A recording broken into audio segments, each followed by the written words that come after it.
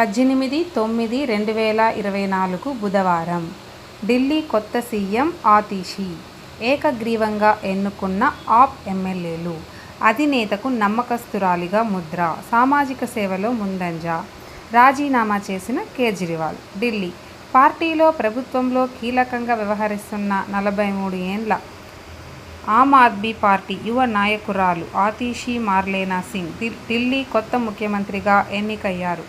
మంగళవారం జరిగిన పార్టీ శాసనసభా పక్ష సమావేశంలో ఎమ్మెల్యేలంతా ఆమెను ఏకగ్రీవంగా ఎన్నుకున్నారు.